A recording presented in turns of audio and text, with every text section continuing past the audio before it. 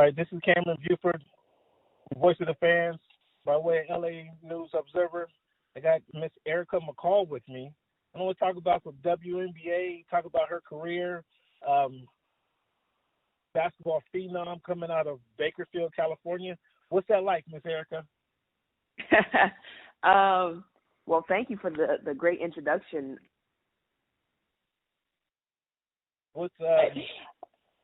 But coming out of Bakersfield, it's been great. It's been a huge blessing.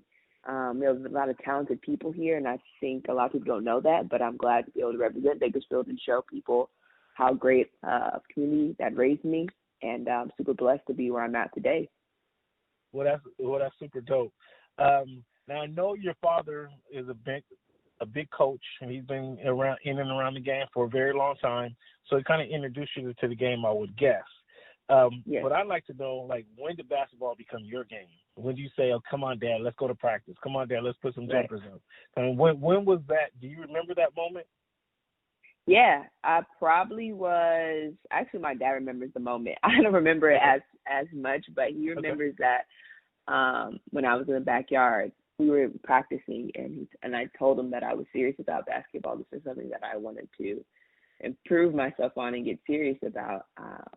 And then from that day on, it's been a blast ever since, a long journey, but he's helped me all the way there. He's been my coach, my trainer, my encourager, as well as my mom, but my dad's been, my main basketball go-to guy. Like, I don't think I ever trained with another trainer before, maybe outside of, like, my coaches.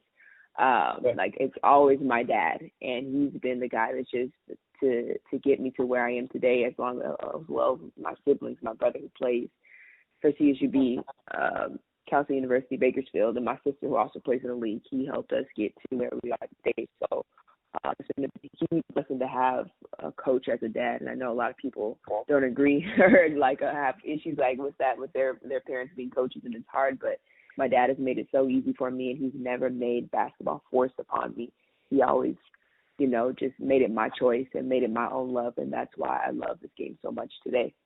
Okay, then come on. There must have been some tense moments, whether in the backyard or in the gym. Come on, give me one or two tense moments that you guys had. I mean, there really hasn't been any tense moments. I think the only time, he pushes me, and I like that. And sometimes it's frustrating, but he tells me, don't get frustrated, just keep pushing yourself. And always after the workout, maybe in a mid-workout, he's pushing me, and he never yells at me like he does at his players. It's different. The way he trains me and he trains his players is different. But, I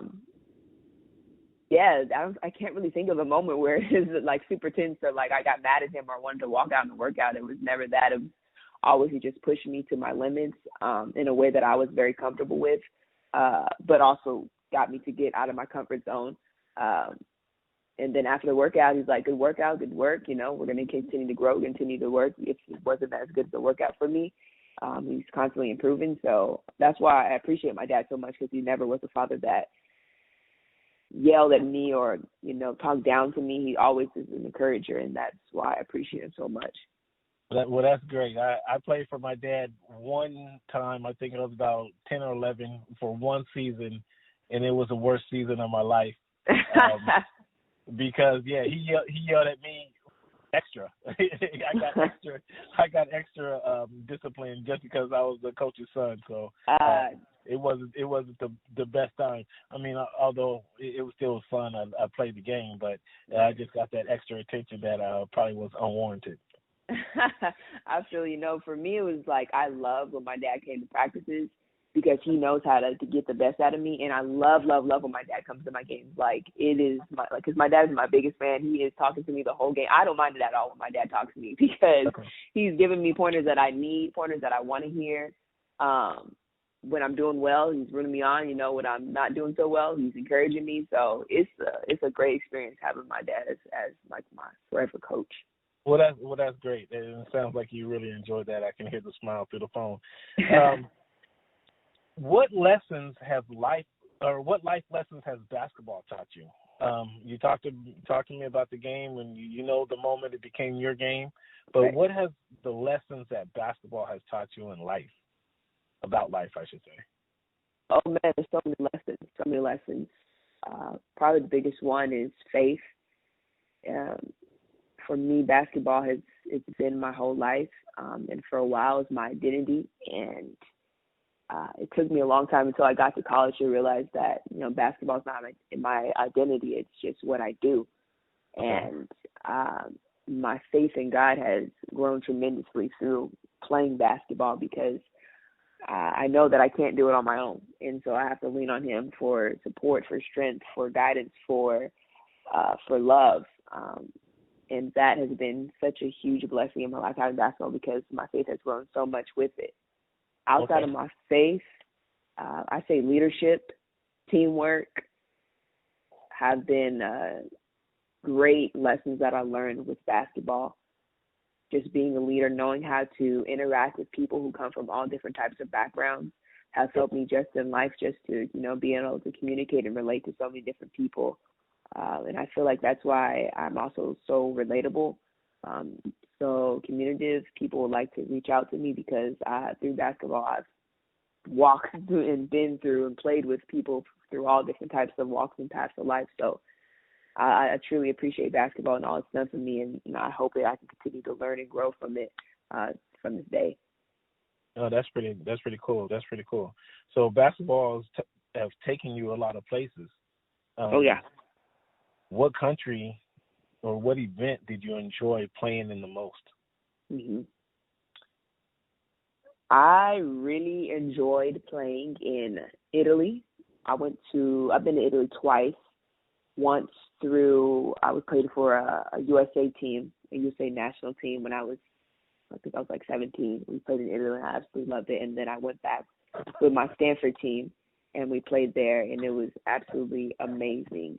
But as I play in professional player, I played in Hungary for 3 years now. I actually went to my 4th year this fall, and I love Hungary. And people get so surprised when you hear that, like Hungary, like out of all countries, like I absolutely love it. I love the people. I love the food. I love the basketball there. It's a great country, great people. If you ever get a chance to go to Hungary, it's absolutely beautiful. So I highly recommend that. Okay, you mentioned something that's pretty awesome, and I want to bring that up. I just want to see if you can recall some of these great travel experiences you gained just from playing basketball. So congratulations to that. But a side note, who has the best food? What country has the best food? You mentioned Hungary. Yes, Hungarian food is pretty darn good. I'm not gonna lie, I love some Hungarian food. Outside of that, Italy too. Those are the top two probably that have the best food. Yeah, top two, Hungary and Italy are probably my favorite. Surprisingly, I didn't like Spanish. Well, I enjoyed it, but it wasn't my favorite. Like Spanish and like traditional Mexican food, because in America we're so used to the Americanized Mexican food, and when I was in Mexico, it was so different. It was so different. Not to say it wasn't good. It was just a different experience. So, I definitely go with Italy 1, Hungary 2nd. Okay. All right. Cool. Now, I asked you about the moment that basketball became your sport, and you kind of said this is what you wanted to do. But what was your aha moment, whether it be when you played in Hungary, whether it be when you was on the All-USA team or at Stanford? What was your aha moment like, I'm here, this is me, I can get it, anybody can get this work? What was that aha moment for you? I'd probably say after my freshman year of high school. Okay. After my freshman year of high school, I realized how good I was. Okay. All right. And I had got a lot of accolades, and through that and my team, we did really well. We went to the Valley. We won our Valley championship for the first time, which is like regionals, I guess people would call it. We won like our regional first, and that was like we made school history. And I was like the top player on that team, and so one of the top players in the state. And I think I was ranked 16th in the nation or something like that. So that was like when I realized, I was like, okay, I'm pretty good. So at Ridgeview, you was ready to give it to anybody, huh? Ridgeview, I was pretty good. Those I told them my glory days. Well, you got a lot of days ahead of you. So how close are you? I know you're a free agent right now. How close are you to signing with the NBA team? What's this process look like? Can you shed some light, or do you have any breaking news right now for us on who you're going to be signing with and when? I don't have any breaking news. Right now, I'm just waiting to hear to see what my agent says. I will tell you the team I would love to play for, which is the Connecticut Sun. My sister plays for them, and I've never played with my sister. I've never even played a game of one-on-one with her. So she grew up in Alabama. Yeah, she grew up in Alabama. I grew up in Bakersfield, and so we just have never, gotten the opportunity to do that. I played her for the first time last year, played against her, and that was really fun. I have not won yet, but to have the opportunity to get to play with her would be incredible. She's an incredible player. She's one of the top players in the league. So to be able to play Connecticut Sun with her would be a dream come true for me, but probably a bigger dream come true for my father. Okay. That's cool. He would be at every game if he could. He would move to Connecticut if he could to come watch us play. And you're talking about Dewana, right? Bonner? Yes, Dewana Bonner. Yes, that's my sister. Man, she's a low post beast down there. I've seen her play a couple of times. Come to play the Spark. Yes. And yes. Yeah, she gets buckets and rebounds. Oh yeah, she's tough down low. All around player. Yeah. Okay. The NBA Coalition, as you know, had a conference call last week, kind of deciding if the players should actually return to play and go play in Orlando. I'm not sure if it was that I wasn't on the call, so I'm getting reports are from TV, obviously. Right. But it sounds like they're deciding whether they should even come back to play, whether it's the health concerns from COVID-19 or the concerns about social unrest. What's your thoughts on the kind of current climate, and would you welcome if you get signed by your agent who calls you within the next couple of minutes, so you can give me some breaking news? What's your decision? Would you go play in Orlando, or do you think the players would be better served sitting out the season, kind of focus on giving back to the community or doing some community efforts? What's your thoughts on that? Right. I think if everything is set up properly, if everything is set up in a safe environment for the players, I think, at least in my opinion, I would go. I would go in a heartbeat, especially because, I'm not on the team and I've been itching to get back to playing basketball. I would go in a heartbeat. But everything has to be set up properly. And so I know, as far as for WNBA, I can't speak for the NBA, but for the WNBA and the WNBA Association, they've had a lot of serious conversations about how we can do this thing right, and also how we could be a light for social justice. The WNBA, people don't like to recognize it as much, but WNBA has been on the front lines of social justice. We were one of the few leagues that had players taking a knee during the anthem. We had people wearing "I Can't Breathe" shirts. We had a lot of different players speaking out, and people in the WNBA are talking left and right and bringing light into social justice. So I think, and that's been one of the forefront points of the WNBA this season, because they did just announce a couple of days ago that they're going to have is that with all this going on, there's going to be a strong platform for social justice. And I commend the WNBA for doing that. I'll be very interested to see how that's all going to play. I don't know any details about that, but I know it'll be very good in the way that all the players in the WNBA handle this type of time and atmosphere that's going on right now in the world. It's always very positive and always leads to some type of recognition, some type of change. So I'm all for it. I'm all for going back playing. But I know, I don't have the same concerns as other players who may be worried more about the sickness and maybe worried more about social justice. But I think it's good as women in a league who has a majority of Black women to show people that we're playing for change. We're playing for women like Breonna Taylor, who got killed. And so, hopefully through us, they can see us and hear our voice and see that it's time for change. Do you have, I think I understand the change you're talking about, but would you elaborate on the change that you would like to see in our community, in the society today? Yeah, it comes with police reform, it's just a shame that, we have to be afraid of our lives just every single day, walking down the street, driving our cars, doing whatever, just being Black. It's a shame that we have to be afraid of that because of the police. So I would love to see change in that. I would love to see change in the way our white counterparts interact with us, the way they work with us, the way they just live with us, seeing us as equals.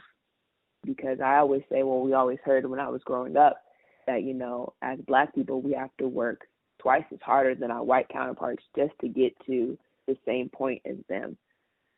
And so I would like to see more equality, more diversity in the workplaces. A lot of top companies are, the head of the board is all white, all white men. And so I would love to see some color in there. I love to see some diversity, some people that we can speak up. And so when we are ahead of the table, we can make changes for the rest of our people. So those are just a few of the changes that I would like to see.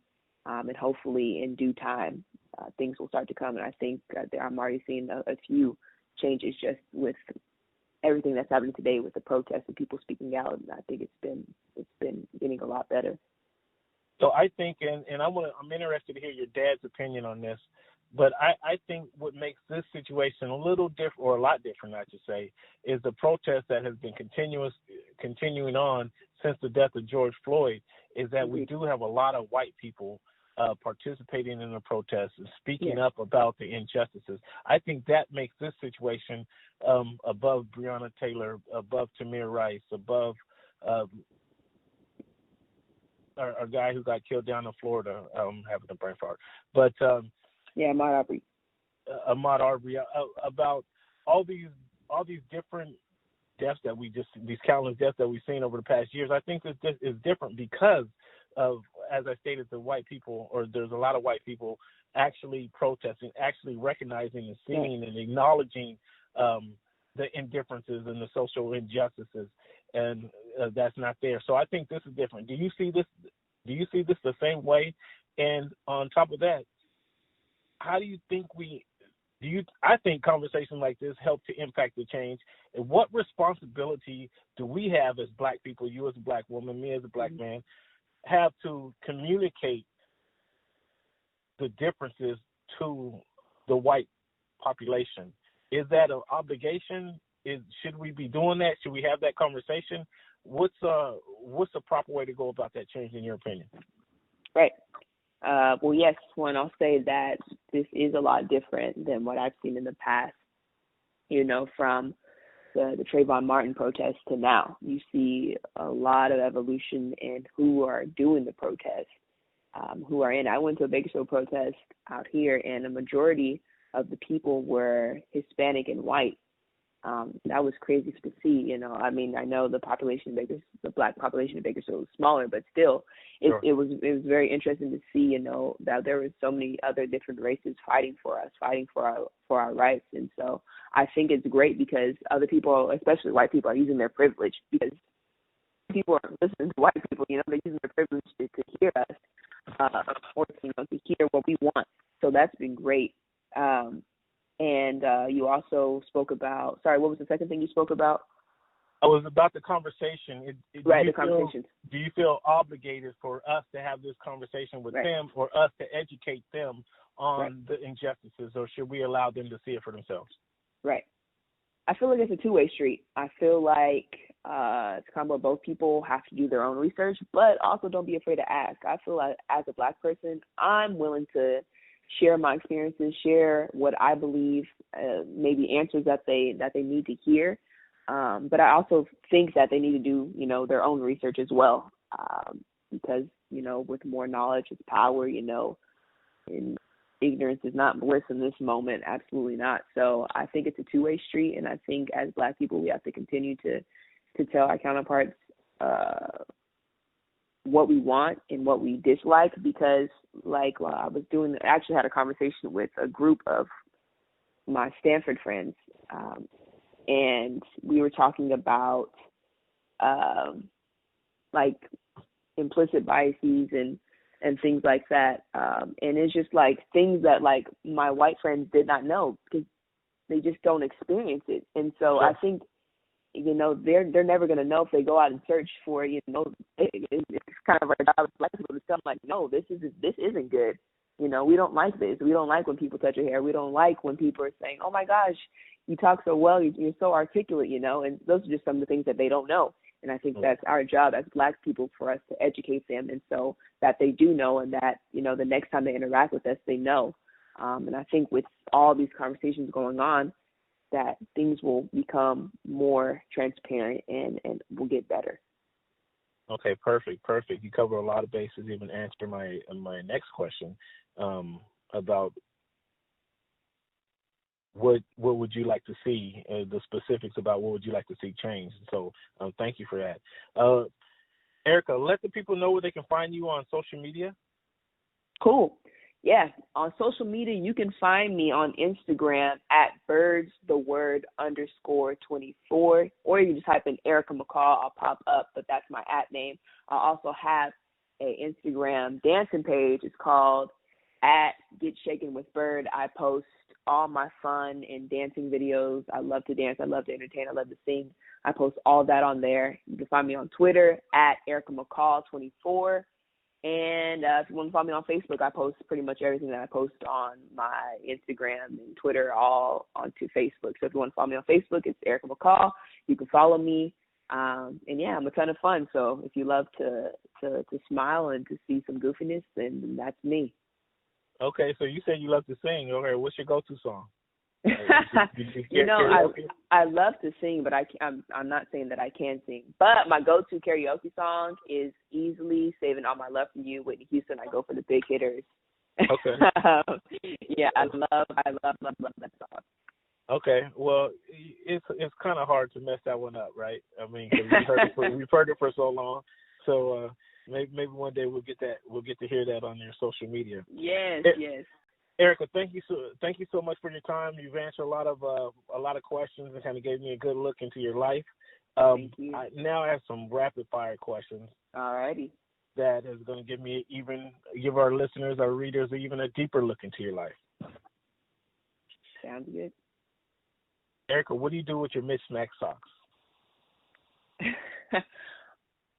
They just stay in the drawer until I can find the other pair, the other sock that goes with it. But usually they just stay in the drawer. I don't even touch them. Okay, you don't touch them? No.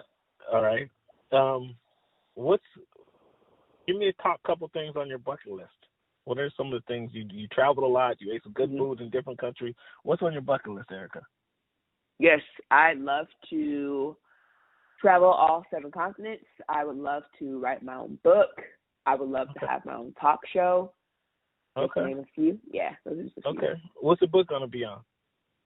The book will be on my life and also faith-oriented. Okay. But I also want to make it humorous. Humorous? I love comedic books, especially Easter's Read book was like my favorite book of all time. So I love books like that. Okay. What is your guilty pleasure? Is it ice cream, pizza? I always say I wouldn't make reality TV my guilty pleasure, but I don't feel guilty watching it. I love it. I'm just talking to a friend about it. I say, the more ratchet, the more trashy, the better for me. It's just highly entertaining. I enjoy it. It's kind of like an escape of because it is so fake, even though it's called reality TV. So it's kind of escape to my life.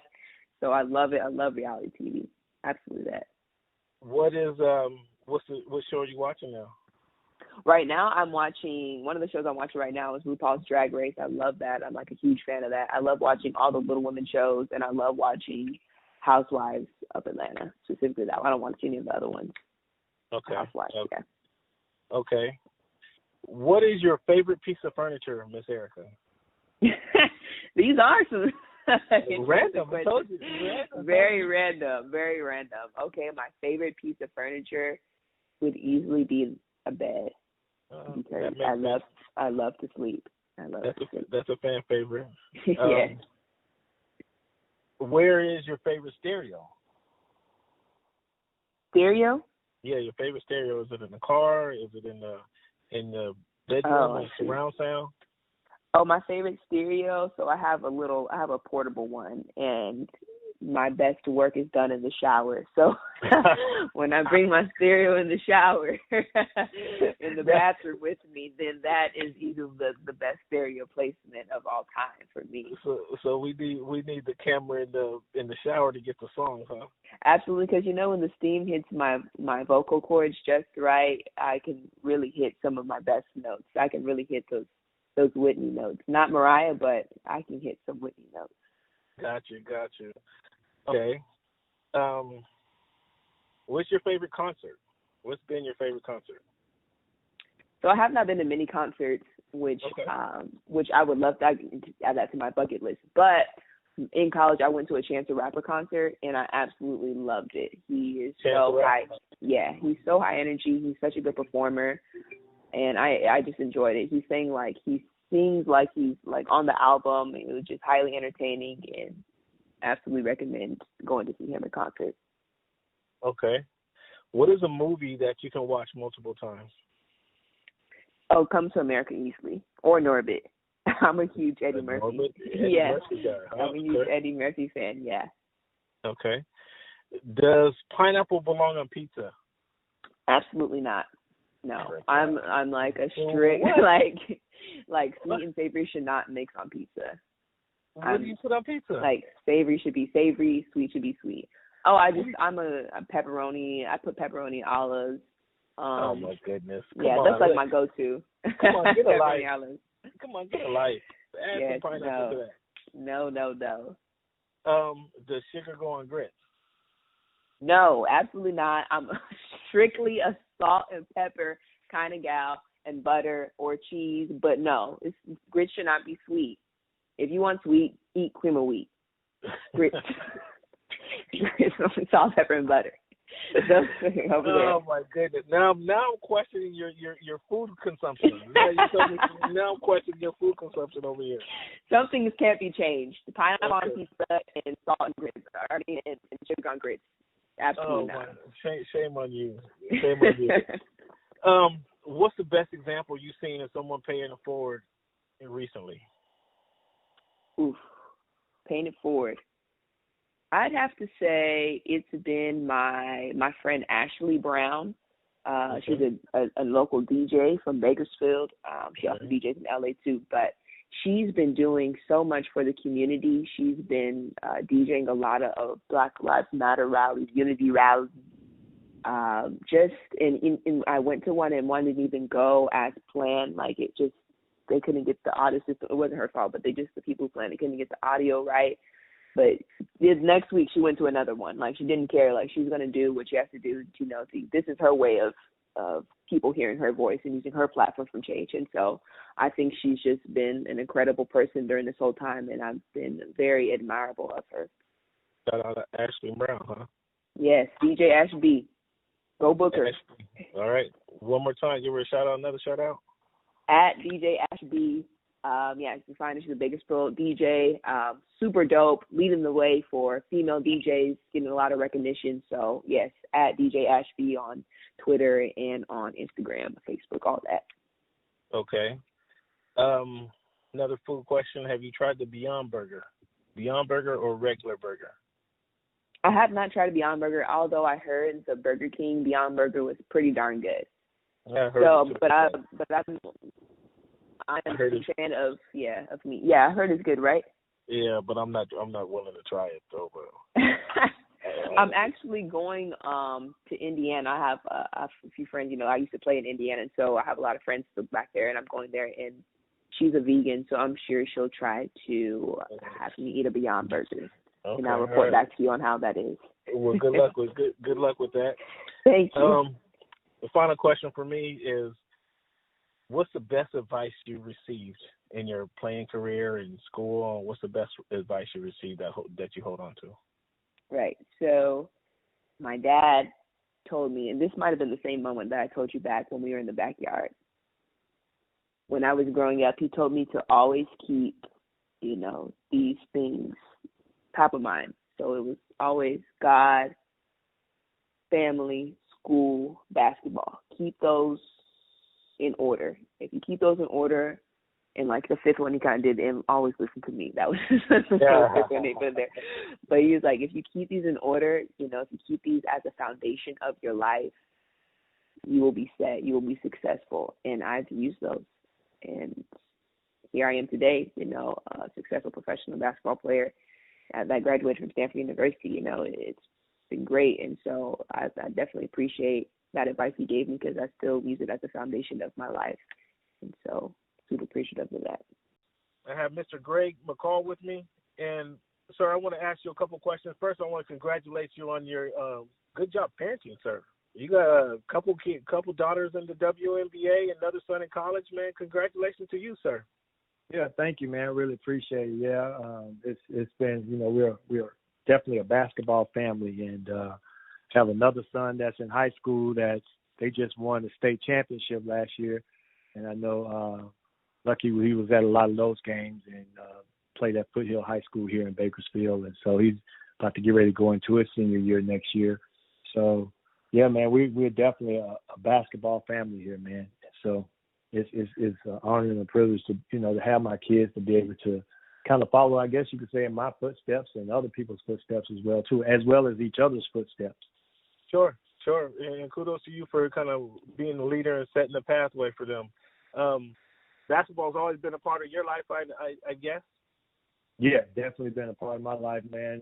You know, they said before I can walk, I was already trying to bounce a ball, and even saying the word ball, it was like pretty much that was my first word, is ball. So, okay. Yeah. Well, that's good. Let's talk about the current unrest currently impacting the country. How you see these current weeks of protests any different than the Trayvon Martin death we saw a few years ago, the Eric Garner death we saw a few years ago, St. Louis, the issues we saw in St. Louis a few years ago? How this George Floyd death is different, and the protest and the continuation of the protest is different from what we've seen in the past. Will you elaborate on that? Yeah, it's definitely different, man. And I think one of the things that you see that's so different, and everybody's, you know, kind of talking about it, is the fact that the world is involved. It's just not, you know, the United States. It's not certain states. It's the whole United States. It's other countries involved. It's black, it's white, it's brown. You know, it's all different races. All are protesting and all coming together as one to try to make a difference and a change in how we look at race, how we look at black versus white, as well as other colors. And so it's one of those things where it's definitely some change that's being made already right there in itself, to have all different races involved in this protest, and people are taking hold of it and taking, you know, acknowledging it, as well as a lot of people have gotten educated behind it. Especially, you know, a lot of whites, they've gotten educated behind it, as well as wanting to be educated behind what we feel sometimes and what we go through sometimes as being people of color and being black. So it's one of those things I definitely see as a positive thing, that the changes that's being made with this protest. Why do you think it's been so different? Not only, I agree with you, that's the biggest difference I see is a couple of things you pointed out, is the world's involved and then there's more white people involved. But why do you think that's the case? Well, I think people want to see change. And that's what, you know, God wants to see. He wants to see his people together. And if you look at, you know, one of the things that the Declaration of Independence, one of the parts of it is all men are created. And I know you're talking about women too, but all men are created equal. Mm-hmm. And somewhere after that message, after we were all created equal, after it just kind of went a different direction. But we were all created the same in the eyes of God. We're supposed to be all one. So we're supposed to be all treated the same. But somewhere down the line, that didn't happen. Right. So we see now that the world is looking like it's trying to get back to that. And it's going to take a little while, but when it did happen, it happened. And it was just like a wildfire, and now it's happened. And so now we just have to keep the momentum going and keep the push going and keep it going, man, and keep our foot on the gas pedal in order to continue to make the changes. And it's going to take some small changes that's already being made within police departments. So now we're trying to do other things to make some difference, and hopefully some things in our own neighborhoods, economics and stuff like that. So it's just going to take a little while, but we just got to keep our foot on the gas pedal and keep doing it, keep pushing. Now I'm gonna ask you a question I asked your daughter earlier, who kudos to you, who gave a very eloquent answer, man. Do you feel it's an obligation as a black man? I'm a black man. Do you feel obligated to explain to your white counterparts why you see things, how you see racism, expose racism to them when you see it? Do you feel obligated to that, or do you think it's upon them to kind of learn about it themselves? Because I don't think it's going to change. Racism won't change until they make a change. But are we obligated to help them make that change? I think it's a combination of both. I think we're obligated at times when the time is fit for us to tell them, hey, this is why we look at things this way. And there's also to them at times when things don't happen, they can ask, like, is that what you guys see? Or is that how you feel? Or how are you feeling right now? What made you decide to do this? And what made you decide to do that? So I think it's a combination of both, because you just never know when that time is going to come. Somebody asked me a while back about, I was doing another podcast about, when is it that time for you to have that talk with your kids? Mm-hmm. And I'm like, well, it's not a right time when we sitting around the dinner table and we're telling our kids, like, hey, you need to make sure you're doing this because this can happen to you or this can happen to you. It's not like I'm talking to my sons about the birds and the bees when it's time for them. I can tell when puberty is about to hit, they're starting to like girls and girls are starting to like them. Oh, it's around about 11 years old. I can talk to my kids about this. Right. And for us, it starts as soon as they know right from wrong. As soon as they can say, hey, we can't go over here. You can't go over there. You can't touch that. You can't touch the same thing, or you can't dress the same way. So it's not a timetable. So I can't tell them when will be the right time for me to say to someone, hey, this is why we act like this, because I don't know. And I don't know when that time is going to happen for them to even ask me. So I think that's why I say I think it's both. That's a pretty good point you made. When the time is right, that's when you have that conversation. That's a very good point. As we know, the NBA and the WNBA, for that matter, are both headed to Florida to complete their season down there. Excuse me. They had a conference call last week.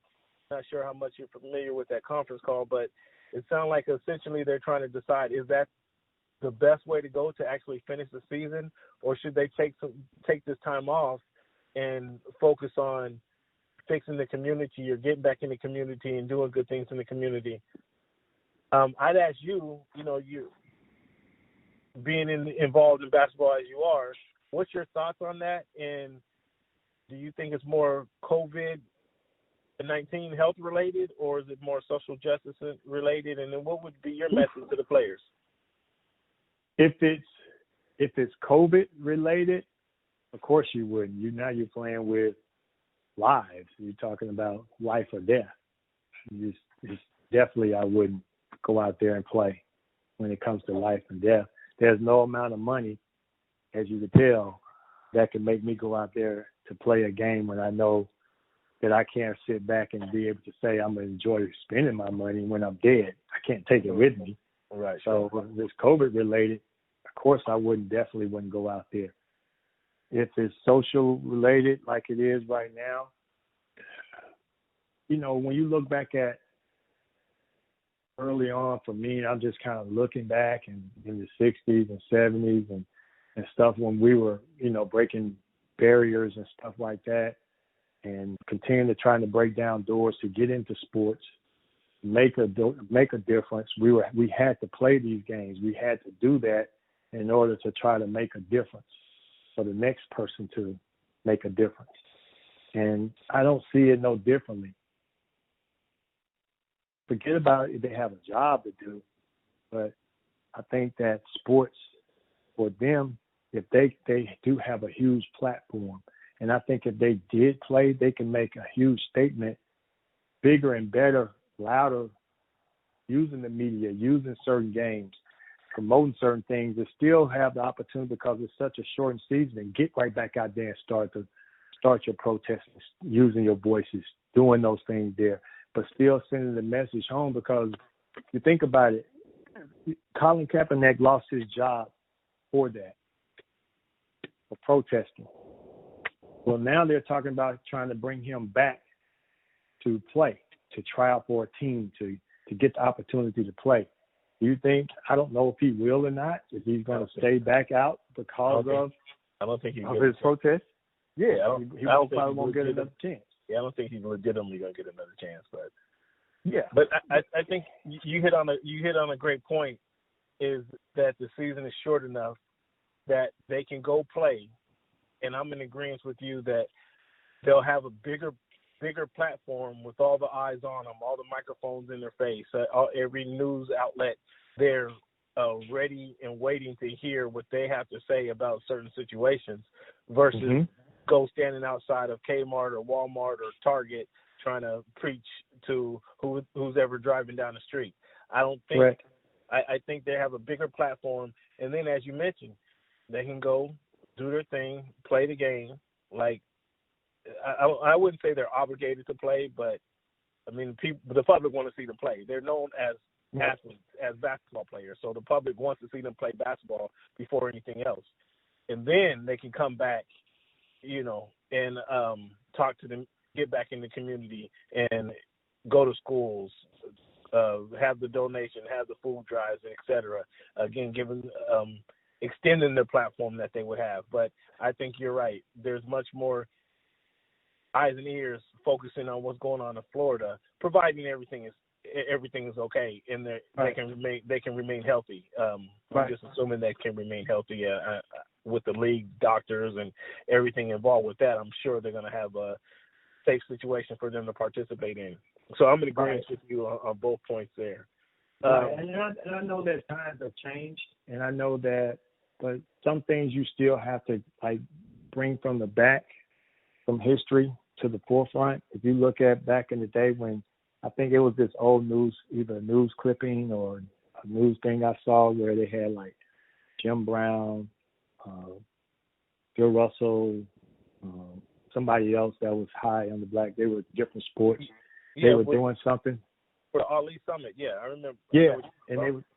But they still went and played their sport, but they still were doing their part of protesting and holding up, having the right to do different things. So to that point, Ali didn't. They were talking about trying to Ali. And the reason why they were trying to take him away from fighting. Yeah. And they fight. Were meeting, if I have it right, they were meeting to say that Ali should still be the champion, and he should have the rights to fight if he wants to fight. Where the government kind of took that right away, they banned him. But to that point, Ali sat out. Ali's name kind of grew over that short period of time. Now, I wasn't around then. I just know it from history. Ali's name, and everybody wanted to see him fight again. So when he fought again, he won a championship back. He was widely praised for taking his stance as he did. Correct. Same way with Kaepernick, and he took his stance because he didn't want to go fight in the military. Right. And he didn't want to join the military. And that was his stance on that. And others came to his rescue to do that, to protest, but they also went and played their sport and still protested with him, just like these guys have a right to still protest. Some of them probably won't go play, to protest, and that's their right to do that, and then there's some that will. Would you see their publicity grow in stature if they did not play, if they chose not to play, LeBron's going to play. That's not even a question. He's trying to win this a third championship, another championship on the third team. He's going to play. That's not even a question. But we'll say somebody like Kawhi Leonard. I would expect him to play just as well for the same reasons. But let's throw him out there. If he was to play, Steph Curry, he's not in the running, so he's not even going to be there. But would a Kawhi Leonard's stature grow if he chose to set out and do some public health, do some public service, and try to bring a bigger awareness to this issue? Yeah, it definitely could. I mean, it just depends on, I guess you could say, timing and the place of it. If you look at, Colin Kaepernick's image didn't grow until after George Floyd got really, he got murdered. And it took all that for his statue to grow. One more time, let the people know where they can find you, Miss Erica. You can find me on Instagram @birdsofword_24, on Twitter @Erica McCall24, and on Facebook you can just type Erica McCall and you'll see me pop up. Thank you so much for your time, Erica. You guys go out there and vote, because voting will bring about the change that we need. I'm actually going to, I'm looking to set up a voter drive in Bakersfield, so be on the lookout for that. Like I said, go register to vote. If you're outside of Bakersfield, if you're in Bakersfield, look out for my voter drive that I'm looking to start. But everyone go vote, because we need change. We need change, and if we get change, I just know life for us Black people will be better.